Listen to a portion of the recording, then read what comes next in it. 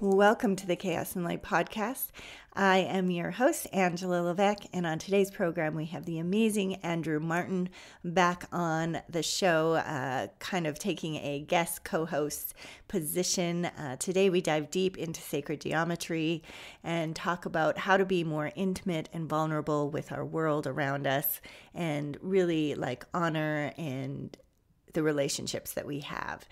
Speaking of sacred geometry, if you haven't been to chaosandlight.com, I have a wonderful free gift to the visitors of the site. And it's actually a visual, sort of moving meditation that allows you to work with Metatron's cube. And it has a wonderful little kind of guide to working with Metatron's cube. So if that interests you, go to chaosandlight.com and you can sign up for my newsletter there and have access to this wonderful visual meditation.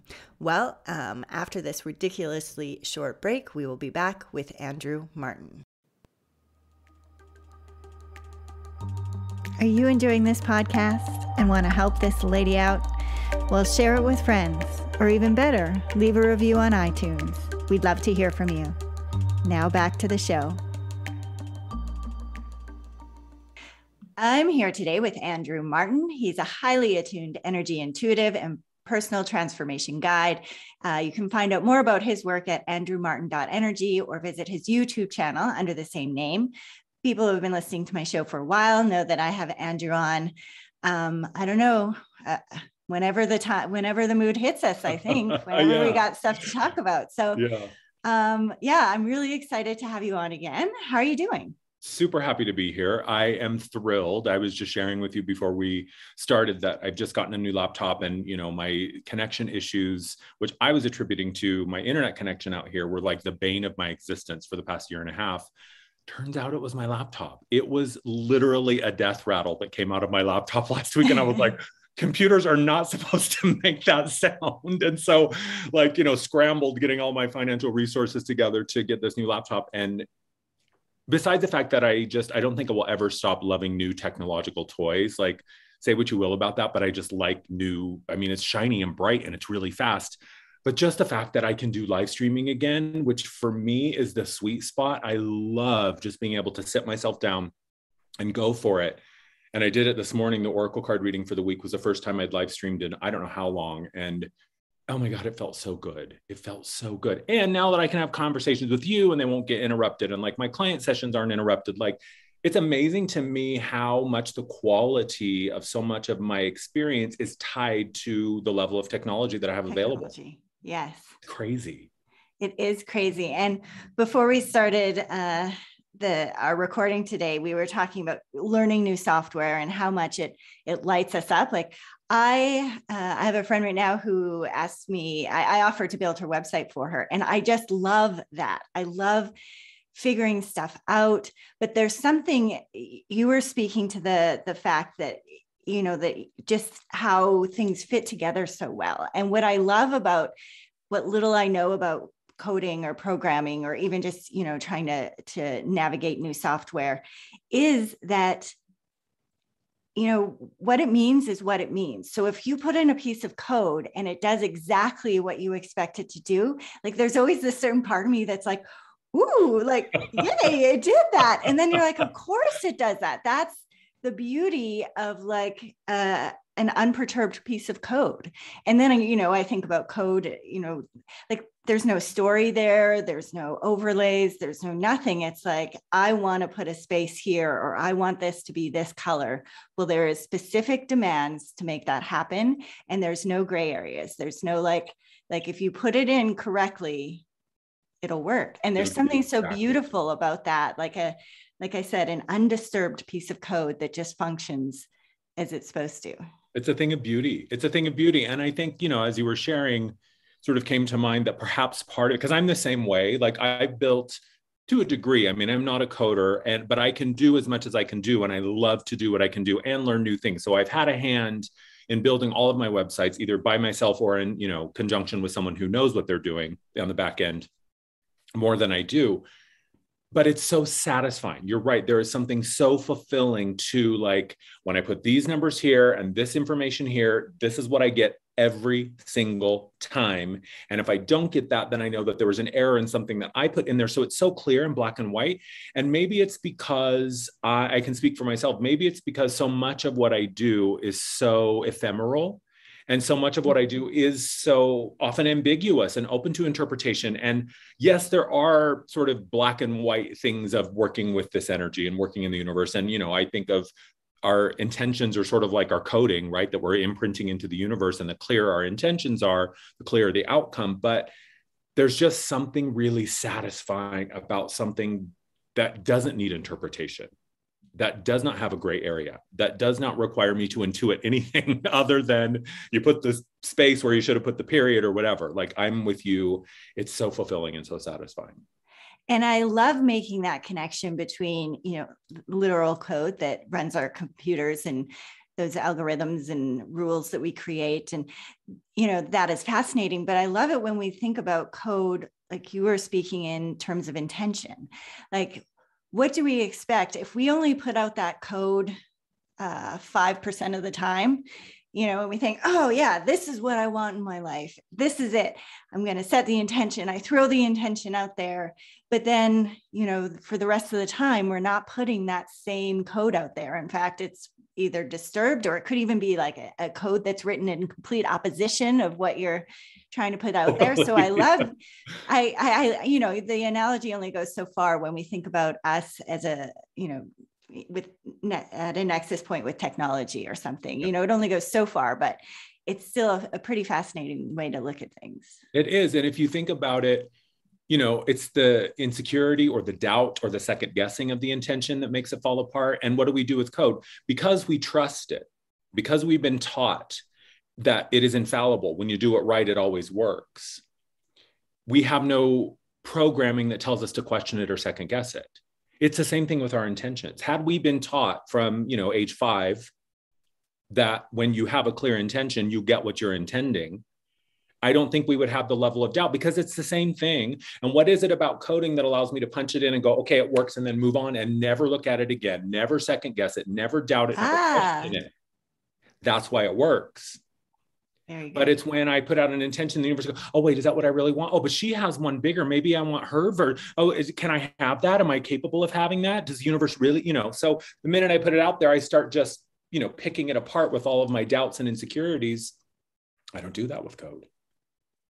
Yeah, because it just works. Yeah. Yes, I love that. I've never really quite put those things together or seen it that way. I can force an analogy. Good. I'll find a way to make it work. Well, as you How know, have you been? I mean, you're back in the US. Like, yeah. What's going on with you? How have you been? Well, as you know, just to continue on with learning new software, I found this software called Omni Geometry, and I've been playing with creating sacred geometry. And this, again, right? I think that you and I share this fundamental love of learning. Like, it really does light me up. Like, I like the challenge. I like the mental stimulation. There's so many cool things. And then especially stuff like there's a whole aspect of creativity that is connected. So I've been working with this sacred geometry, and man, it has been interacting with my field. Of course, how could it not, right? Yeah. So because you're staring, and the cool thing is like, it's not like there's this drag and drop, like, oh, here's Metatron's cube, and you can just like throw it into it's, you know, no, Metatron's cube is 11 layers that I have to figure out how to create it. It's so, it gets me so excited. And then you get to watch this cool sacred geometry. And now I'm going out, and this is kind of where I wanted to take this is, you know, seeing the flowers. Now I'm seeing it everywhere. Of course, those patterns were always there, but then now I'm like, oh, wow, I can see now because I'm doing it with my left brain and creating it. But then there's also this piece of like just pure creativity and just being in relationship with the environment now in that way, and seeing the flowers and seeing, oh, wow, that's a beautiful, you know, that star shape or whatever, that spiral. It's just fascinating. It really is. And I think we even talked about this in one of our episodes, one of the earlier episodes, about this period where I was doing my meditations were essentially drawing sacred geometry shapes. And I had gotten some graph paper and I had a compass and a ruler and some, drafting tools. And I was just drawing like meditations of sacred geometry. And it's very similar to, I think, the interface with coding in that it requires your focus, it requires precision, and especially doing it by hand, like a 32nd of an inch off in any of those angles. And you might not think that a 32nd of an inch is anything, but it progressively grows as you reach these other parts of the angle. And then what started off as like, it's insignificant, I can't even see it. Then by the time you reach the end, or what's supposed to conclude this whole shape, it's completely off and completely out of balance. And it does change.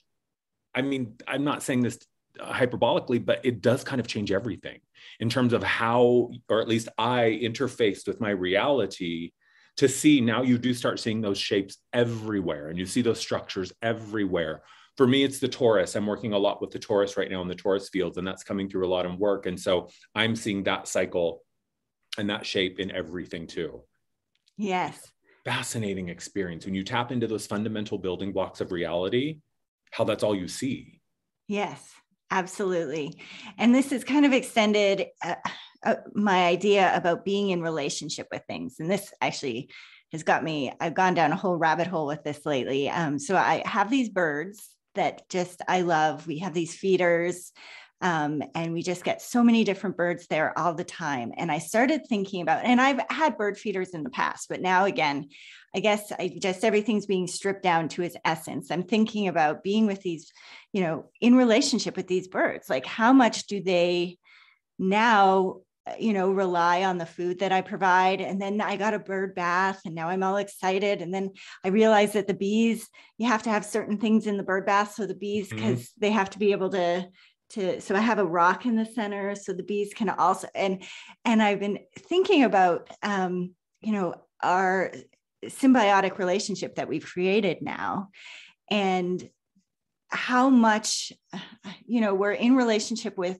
things all the time and we don't realize what we're doing. And, I think about this too with the virus and having this like singular focus on one single virus. When we've been in relationship with viruses they're part of our evolutionary process. Like, they're absolutely integral to our evolution. And so I think that we're losing that message a lot, to remember that whether we are aware of it or not, we're in conscious relationship with our environment all the time. And so it's not just me and I live in a house and then I have a bird feeder and the birds hang out. It's like, no, that's their space and this is my space as well. And how do I, nurture those conscious relationships more often? So like I said, I've been going down a rabbit hole, and I seriously, I attribute it to working with these shapes. Cause like I said, it strips everything down to like the fundamentals. And I see now how things are fitting together. Anyway, sorry, yeah. I went on. No, because it does bring in, for me, what it really began to illustrate was, for me, the sacred geometry meditations pulled things out of the abstract. It pulled things, it changed it from an inspirational quote on the wall to bringing it into my body, to bringing it into my field, to bringing it into my awareness, where it wasn't something necessarily that I was consuming in terms of new information, because that happens, right? When we're learning and it's new information and it's opening up parts of our brain or whatever, and we love that. But I think that with sacred geometry, it was reminding me of what was already here. It was a remembrance thing. It wasn't new information. It was uncovering ancient information.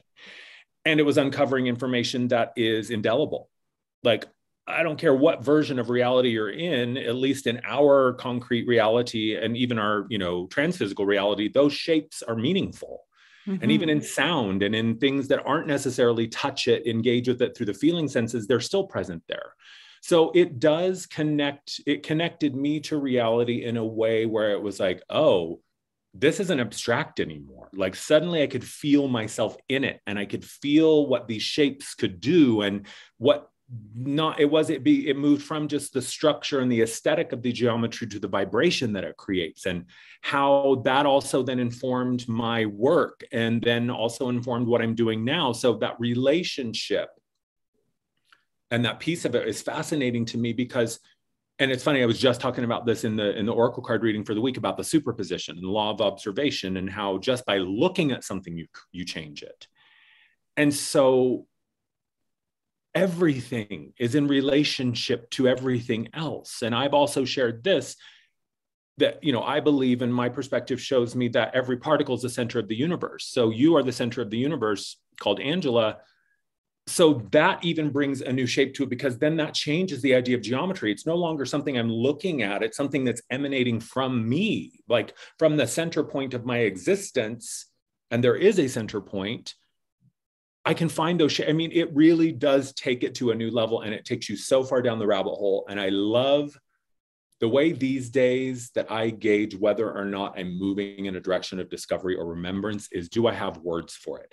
If I don't have language for it, that's where I'm going. I want to go to the places that I cannot describe.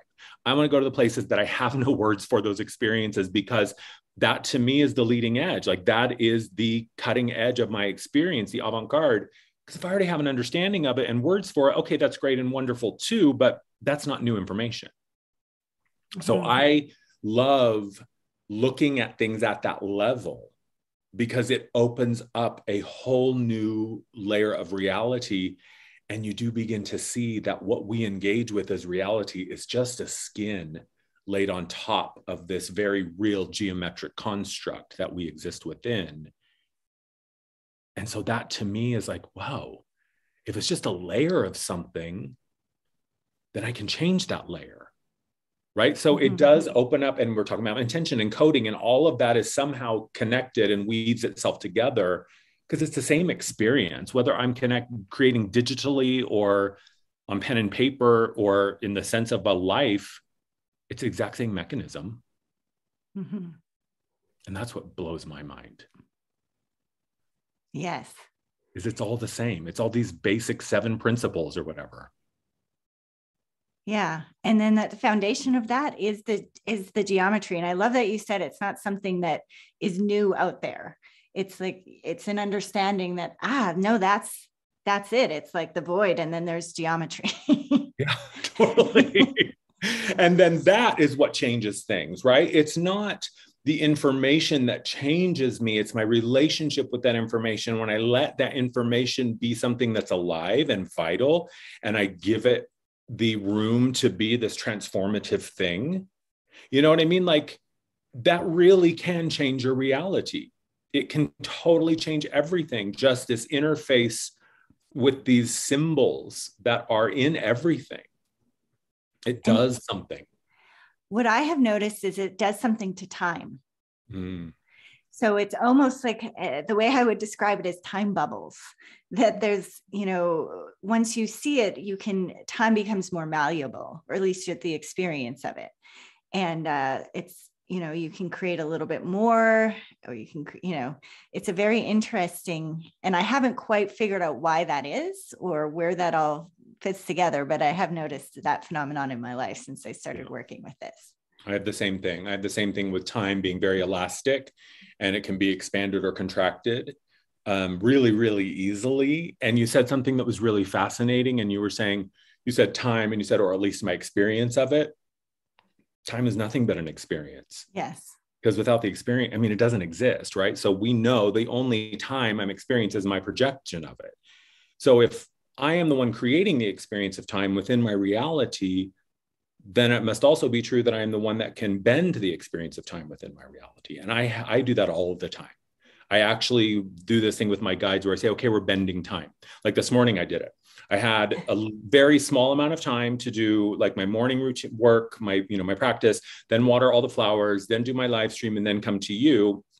I got all of that done in like an hour and a half, which is astounding, because normally it would take me 2 to 3 hours. But I said this morning, okay, team, I need to bend time, because I have all the stuff I want to get done before I sit down with Angela at 10, done. And it just happens. But you have to leave it alone. You can't check your clock. It's like the intention. You can't second guess it. You have to trust that time is being bent. I did that too as well on my walk today. I was like, okay, well, I've been feeling like I've been having that phenomenon. I want to get a little bit more. I was just enjoying myself so much. I'm like, I want to get a little bit more in before I have to go back. And you're right. As long as you're not checking on it, you absolutely can do it. Yeah. Because you can take that moment and just expand it and stretch it and stretch it and stretch it. And so you are sort of suspended, but moving through the suspended reality. It's so fascinating. It is fascinating. It really is. And would you attribute that to your, I know you kind of alluded to that, but would you attribute that all to your work with the sacred geometry, or was that a piece of it? The time thing was something I had been playing with before that, but what the sacred geometry did was it gave not only my energy field a framework to understand more deeply, the thing that it did was it unlocked the mind's resistance. It gave the mind something logical, rational, actual to adhere itself to. And once the mind had accepted those geometric shapes, once it's like, talking about the virus, that's the virus. Once it's in the system, once truth is in the system, it changes everything. So what it did was it just lowered that firewall of the conscious mind, the disbeliever, the skeptic, the one that's like, I don't know if that's real. Because I'm one of the biggest skeptics on the planet. And I love that. I think skepticism keeps us healthy. But what seeing the geometry did, and then the ensuing actual physical experiences I was having while drawing it, I think because it was new to me, it wasn't like I was on board and the mind was still resistant. Like all of me was astounded. All of me was like, what, how does this work? This is actually real. So it's kind of like all of me discovered it at the same time. So it was a rare occurrence of the mind not really having much resistance because it was caught off guard as well. But those shapes, they do something to your system. They unlock something. They do. And they do.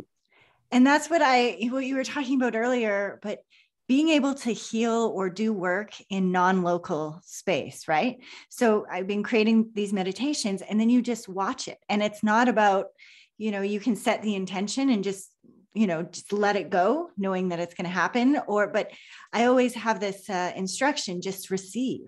Like it's not about mentally figuring it out. It's something about watching those shapes.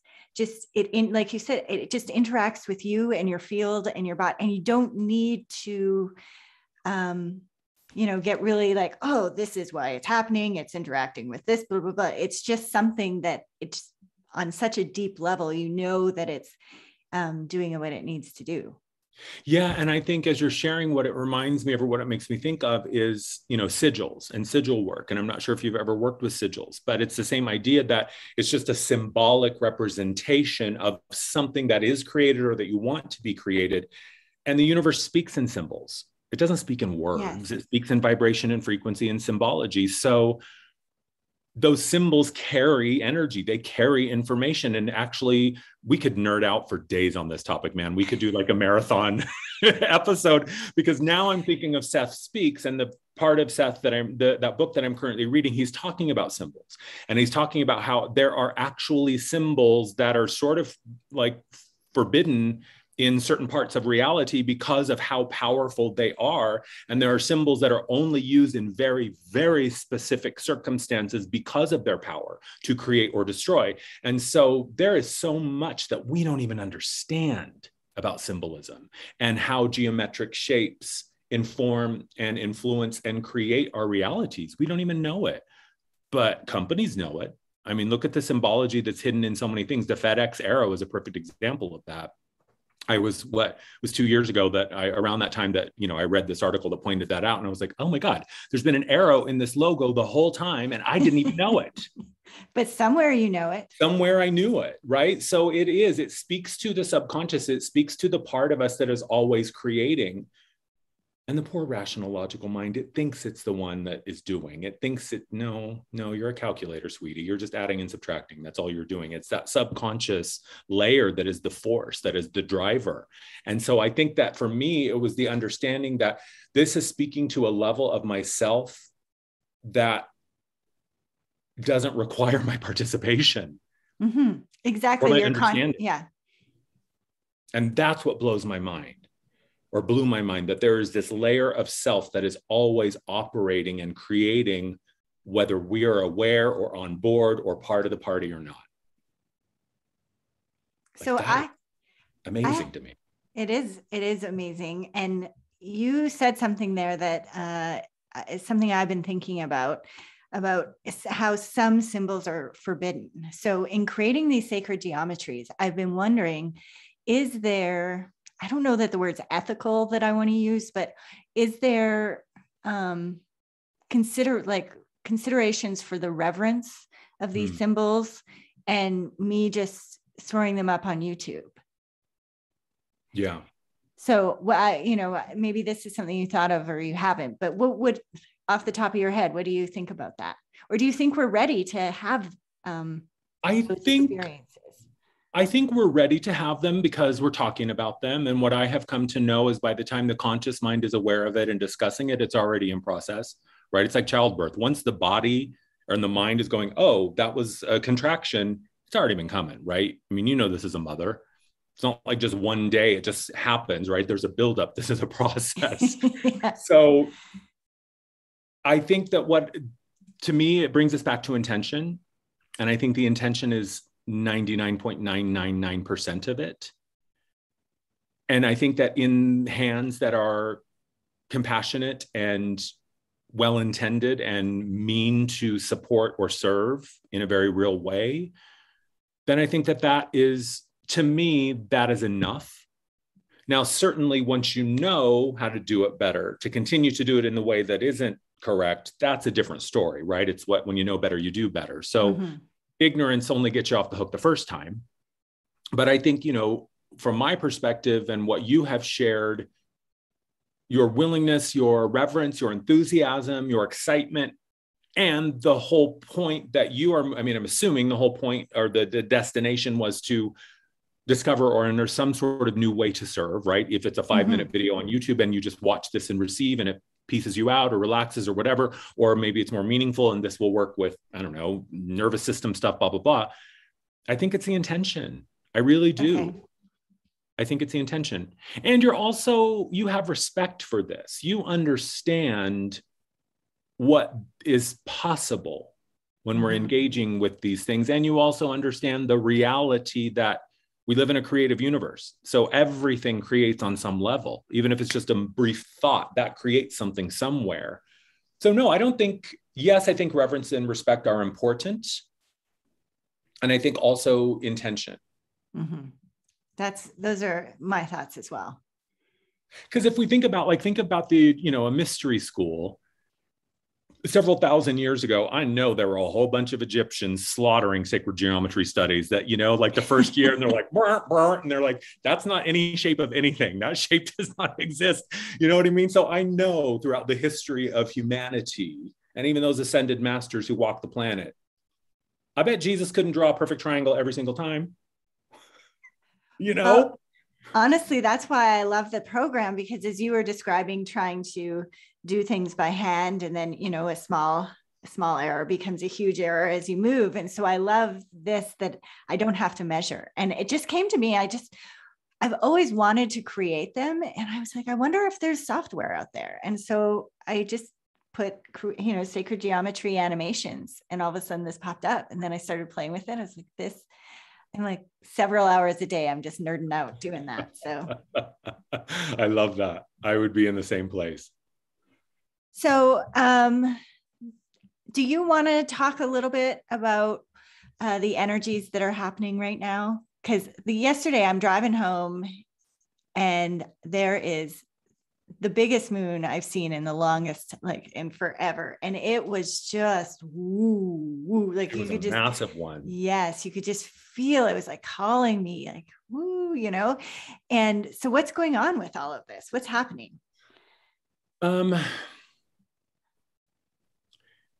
We are at a crossroads, humanity. We've been at a crossroads. I mean, that's what this whole year has been, we're at a decision point. People are being given a very protracted time to decide on the soul level. And, of course, that entails a human choice as well at some point. But the soul chooses first. And we're just at this point where the way that I see it, and, I can share how it's showing up in my own experience, is it's kind of what we were talking about. Do you believe that you can have the life that you want? Do you believe that you are the one who created what you have and in turn can create what you want if what you have isn't what you want? I mean, at some point, we have to decide. We have to decide, who is it that I align and ally and am allegiant to? Is it my own sense of truth and self? Am I the one really driving the bus or not? And I know what my answer is, but everyone is being given the opportunity to remember, to reclaim, to recall, to reascend to their own throne of sovereignty, to reactivate their divine authority, to unplug from the old reality. The way that I see it, and I can just make this statement: the 3D world is dead. It has collapsed. It has been for some time. It has been maintained as a holographic reality for those who aren't entirely sure or aren't ready yet or haven't decided. But you no longer have to participate in that world. We no longer have to be a part of that world if we choose not to. The key is you have to believe it, and you have to have done your work to allow yourself to arrive at that belief and for it to be supported, right? Because, we can talk about belief all day long, but you and I both know just because I put a picture of a boat on my vision board doesn't mean it's going to happen. If I don't believe I'm worth a boat, I'm never going to get the fucking boat. So it is all about the internal experience right now. And if you're not paying attention, if you're not listening, if you're not, exploring and curious about what's going on inside, that's a choice. That's a choice. And I think what it does is it keeps you removed from the truth of who you are. So what I see is one of two things. Either people are moving away from their truth and their sense of self at lightning speed. They cannot offload their personal authority fast enough. Or you are barreling towards that truth at 3,000 miles an hour, dead on perpendicular. You're not going to hit that wall. What you're going to do is you're going to pop through. And we kind of talked about this in our first attempt to record this about the third way and the third path. And what I've been saying lately is 1 and 1 equals 3. When you accept you are not good, you are not bad, you are both. You are not masculine, you are not feminine, you are both. You are not right, you are not wrong, you are both. You are not the villain, you are not the hero, you are both, and have been and will continue to be. That is what opens up the third way. Because the third dimension is you're either good or bad. Those are your choices in the third dimension. We are so far beyond that. We are so far beyond this categorization and separation of people into only this bicameral approach to life.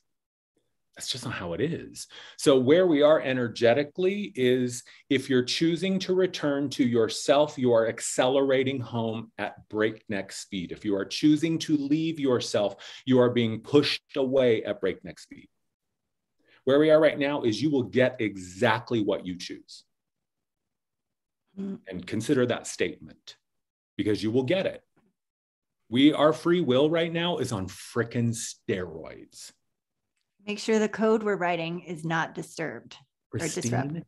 And that you believe it with every fiber of your being before you hit enter. And then the minute you hit enter and you go, yep, that's what I wanted. It popped up on the screen. Exit, shut it down, shut it off, and never look at it again. Just trust. You have to decide. And not deciding is a decision. I love that you brought that up about doubt at the beginning, because I'm still there's still part of my brain that's working through that, because exactly right. What you're saying is it's the same thing like we were talking about with time. As soon as you doubt that time is malleable and you're, checking, then that doesn't work. And so that same principle is at play now. I mean, really the question is, do you live within time, or does time live within you? And if you believe that you live within time, you're fucked. And you're bound by linear time. Because you don't call the shots. When you are giving this is the thing people don't understand. When you give your authority to a concept, to an idea, to a person who tells you about concepts and ideas, you live within their reality. When you say, no, actually, I don't believe that's true. And when I live my life according to what I know is true, my life is evidence that is not true. That's the place we should be in. And that doubt is not a bad thing. Here's the other thing is I think we become so paranoid. It's like, the Abraham Hicks thing. And everyone interpreted that to That's mean don't ever have a bad thought, right? You know what I mean? Like, oh my God, I had a bad thought. I'm going to die today. No, you're not. You're not. So it's not to exclude or deny these doubts or these fears. It is to pull them close. And this is the key. If you deny and try to push away and avoid those fears, you have just done the same thing. You now live within the world that fear created. But when you say, no, baby, come here, I know you're afraid and it's okay that you're afraid. We're going to talk about that, and you pull it close. Now it lives within you. So you are still the one creating the reality. And you just have a moment of contending with a part of you that isn't quite on board yet, but you'll get there. Mm-hmm. So when it's the things that we don't pay attention to, it's the things that we're trying to avoid or bypass, those are the things that are going to bite you in the ass and bring it all crumbling down. So where we are is you get to decide what your world is built by. Yes. So who is it?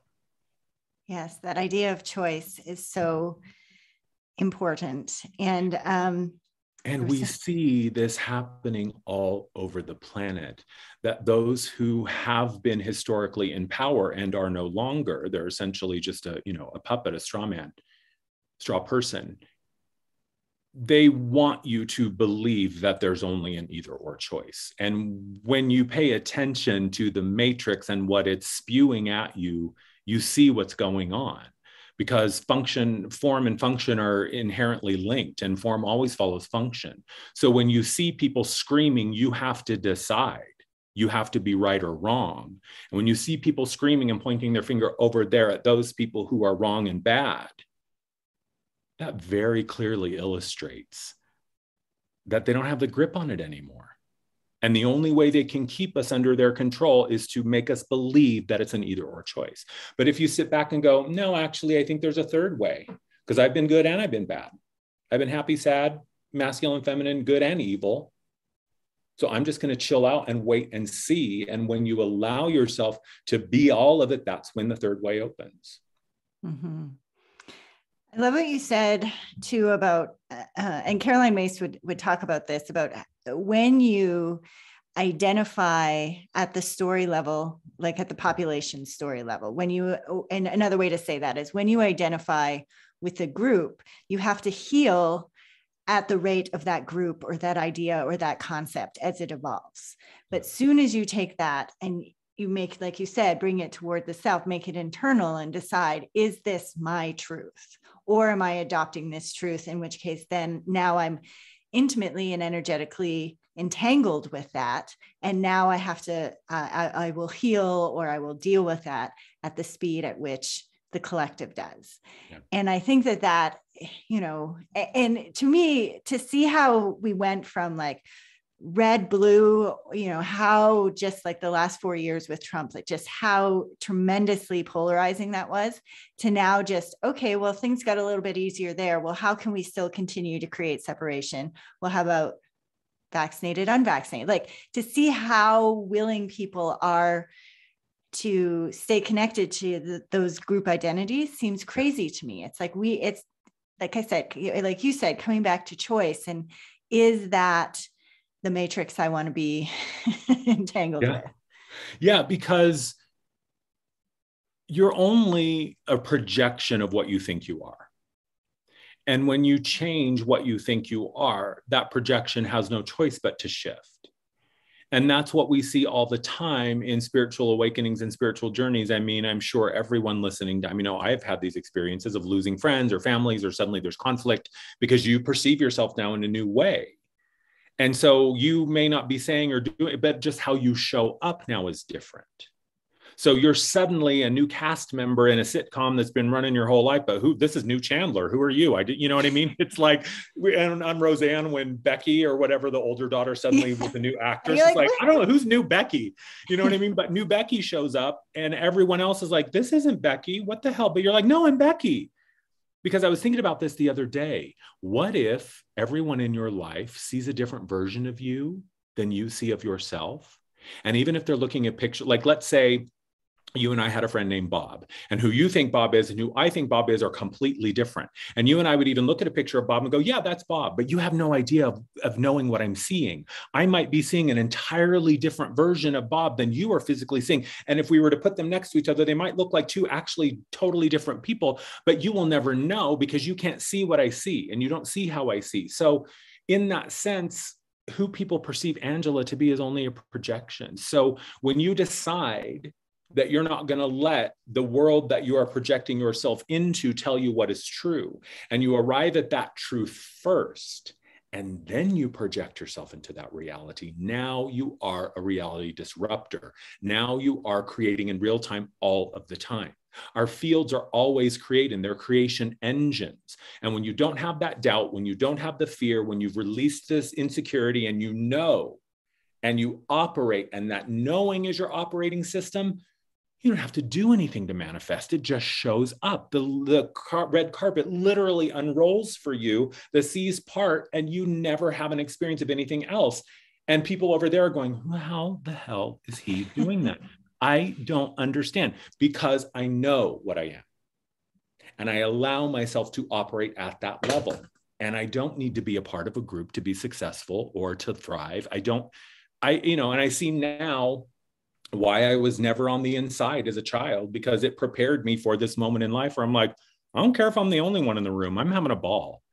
Whether it's me or 1,000 people, I don't care. I don't require a group to know myself. So in that mindset, and you said it so perfectly, and I love that. I'd never heard that about when you identify with a group, you heal at the rate that the group heals. And I'm assuming you evolve at the rate that the group evolves.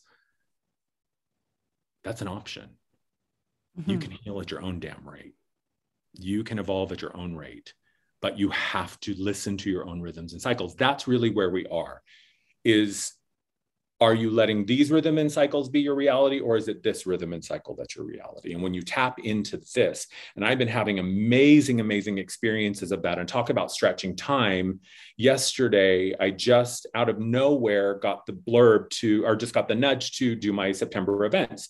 And I'd been thinking about it, and I was like, I got to start, my intention was to start booking my events much further in advance than I had been, so people had time to sign up. And it usually takes me about a couple of hours to do an event listing. Yesterday, out of nowhere, I was like, I'm just going to sit down and play with the thumbnail for the event listings. I just want to see what I can come up with. I'm not kidding you. An hour and a half later, I had both events written, the thumbnails done, everything was up online on my site, sent out, done. It was complete in half the time, because I listened to that inner emanation that was, hey, what about this? It wasn't me going, the to-do list says I have to do this, or Angela is doing this, so that means I have to do it so I can keep up with her. I was not at all in any way informed or driven by the external reality. So the point of this is to say, when you let this be the driving force, it's amazing what will happen. It blows my mind daily. What happens when I just listen to this? And the doubt thing, the trust thing comes back there too. When you're talking about waiting until the time, like it makes so much sense. And I've had that experience. It's like, why can't I get those emails sent? And then one morning I wake up and it's as easy as, like brushing my hair is like something, it's just, oh, wow, that just came out of nowhere. And it just was the perfect time. But again, there's a certain level of trust in yourself and trust in divine timing and all of that, that's just going to happen when it needs to happen. And if it doesn't feel right, if it's this really kind of laborious, like, I have to get this stuff done, then maybe that's not the moment. Yeah. And that's where the choice lies too, is do you want the process of creating something to be that teeth pulling, dragging your feet struggle? Then push through that resistance. Or get up and say, you know what, I'm going to come back to this when it feels easier, when it feels lighter. And I promise you it will. You just have to be willing to follow those instincts, and has nothing to do with what you think. It's this emanation that says, hey, what if you did that? You go, let me just try and see. Before you know it, it's done. Sorry, I'm a little bit distracted by your microphone and my head. It looks like I have a little black beanie on because my head is like right there. I'm on the bottom in this. Okay. It's like whack-a-mole on my head. Boom. So yeah, So I just, you have to, when are, you know what I mean?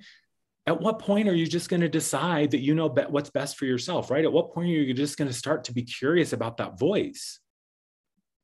yes. You know? So do you have time for one more thing that I wanted to bring I up? have so much time. Okay.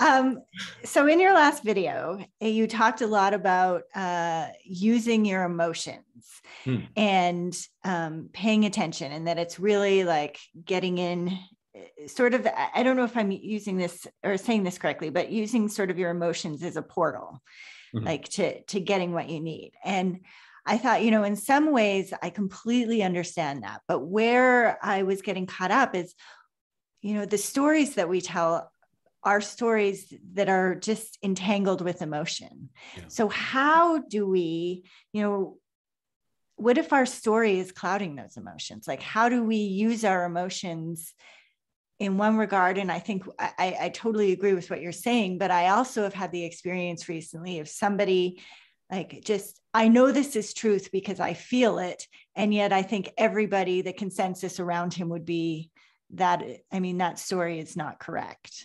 Right. You're writing off a bad piece of, you're running off a bad piece of code. Right, right. Well, I think that that is something you just figure out as you go. I think that is something, and, you know, kind of bringing us back to that idea of it's about your own internal rhythms and knowings and cycles. And that's what brings the magic to the surface and to the front, because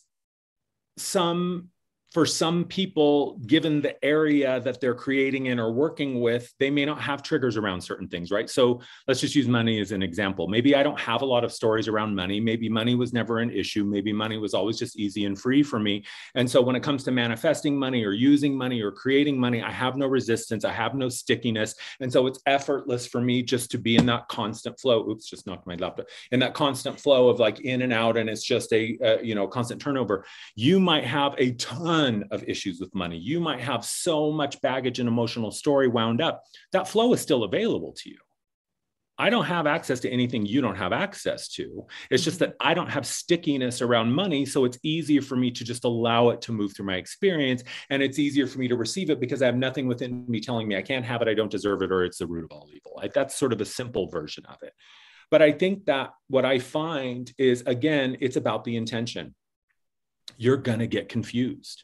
You're going to be unclear. You're going to say some things that probably a day or two later, you're going to go, oh, that was not at all what I wanted. And now I see why.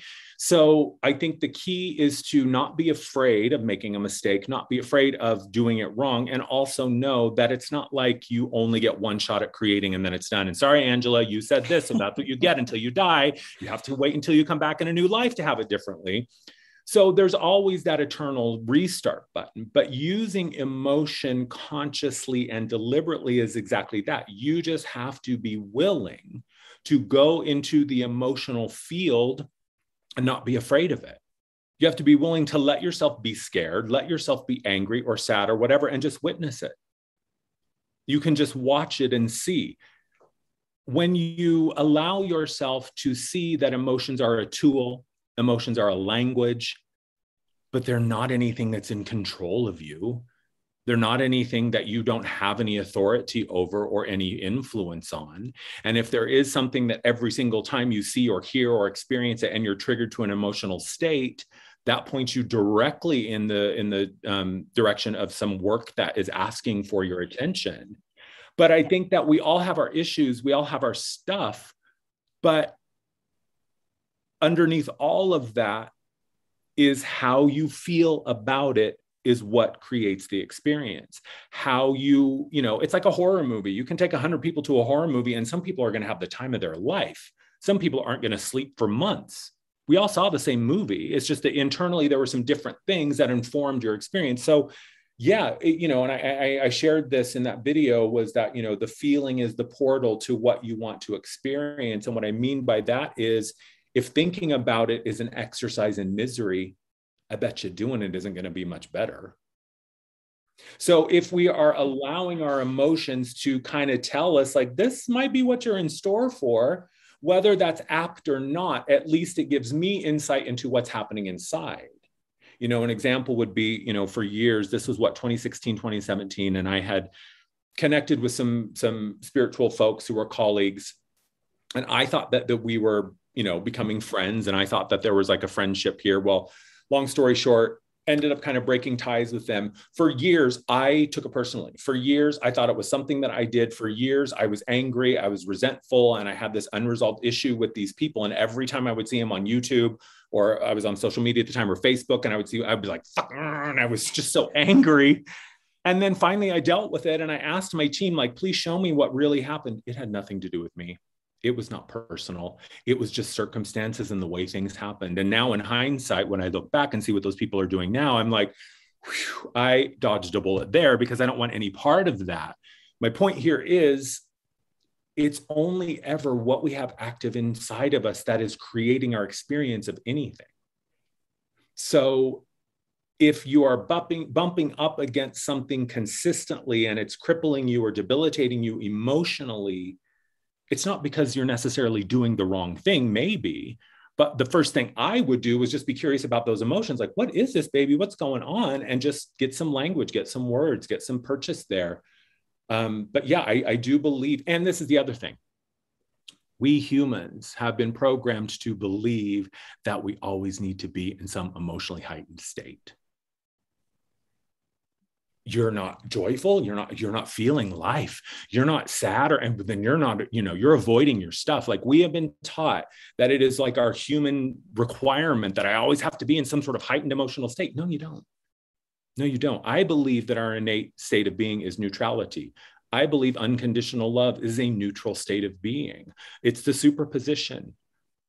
Potential can only exist when I have no thoughts or beliefs about something. Because the minute that I decide what something is, then every other possibility and potential collapses. So stay in a neutral, suspended state until you decide, until you know what you want. And if you're trying to stay neutral, but you keep getting pulled in some direction, that, I think, is a key, that there's something sticky inside of you. Did I answer your question, or did I just talk around it? No, you did. You did. I mean, I think you and I both agree that emotions are signals to us. They certainly are very good signals. Like you said, ones that repetitive ones that happen over and over again, ones that are, out of proportion to maybe the situation. Those are really good sign that there's healing. There's some, hey, pay attention to me. We gotta get in there and look at that stuff. I think maybe my question, because you did say feeling is the connection point to the reality you want to experience. And I think my question was, what happens when your story gets in the way? And so the story becomes too entangled with the feeling that you can't trust the feelings. But I think if I hear you correctly, what you're saying is that, that you can be in your, you can project the feeling that you want for the experience so there's sort of two different things, I think. Well, and I think it's also, when you were talking about the story being in the way, story to me is solely the realm of the mind. The heart doesn't hold stories. And so when there's a story in the way, it's because you're trying to think your way through a feeling thing. Okay, so that's very clarifying. Drop clarifying. into the heart and tell the mind, like, look, honey, I get you're confused. I get you're afraid, and this doesn't make sense. I don't really understand it either, but let's feel it together and see what we come up with. And then just let yourself, because I've actually been doing this practice, and I'll share this. And this is not something that I consciously did. It just started happening, where every single morning, almost without fail, right as I'm coming out of sleep, I will find myself in a memory of an old period or an old experience in my life. And oftentimes they're really, really highly emotionally charged. And what I have found is the key to releasing them is simply to watch it like I'm in a movie. Don't get rehooked. Don't get reattached. Certainly don't avoid either, and just go, oh, whoa, okay, I feel the anger rising. Oh, I felt that little knot in the pit of the stomach. Okay, now I feel some emotional shifts happening, and you just watch it. And you get to watch the entirety of the arc, the bell curve from, catalyzation to completion, and then it's done. And I didn't have an emotional response to it, so I didn't reactivate that reality. I just got to watch it. And to every part of the system, when I am non-responsive in a very actual way, I'm not suppressing something, I'm really open, I just no longer have an emotional attachment to it, that's when it can go and collapse, because there's nothing within me that's grabbing onto it and going, wait, I still need that. Mm-hmm.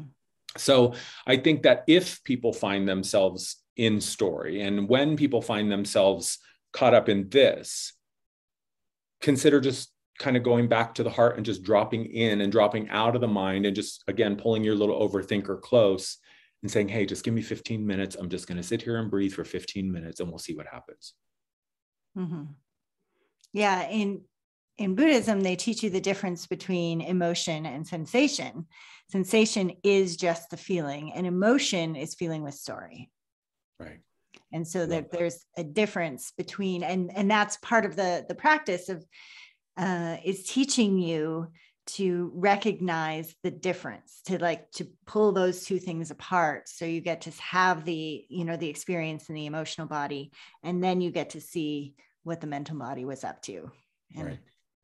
Yeah. So, well, I think we should call it here, but I think we had some good conversations. I'm so glad that you came on again. Me too. Thank you so much for having me again. And I'm so happy we did not have to contend with my glitch parade computer like we tried to last week, which, I have this new theory of like dog years, like Zoom years, like 30 seconds of glitching on Zoom is like 3 weeks of glitching in the real world. Like it just feels like an eternity, those 30 seconds. So I'm super stoked to be back with you chatting, and I'm happy we got to do it free from interruption. Yeah, we'll have to do it again whenever we hear the call. Whenever you need me, just let me know. All right. Sounds good. Thank you. All right. We will be back after this ridiculously short break. Are you enjoying this podcast and want to help this lady out? Well, share it with friends, or even better, leave a review on iTunes. We'd love to hear from you. Now back to the show.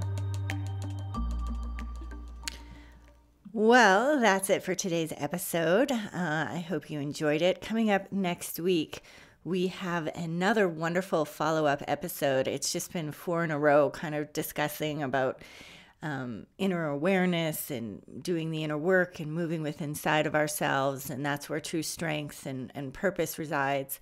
Well, we have a wonderful follow-up. On the next episode, we have Joseph Holmes, and he shares some fascinating stories about his relationship with Mother Mary and Mary Magdalene. Well, that's coming up next week. Take care and seek the mystery.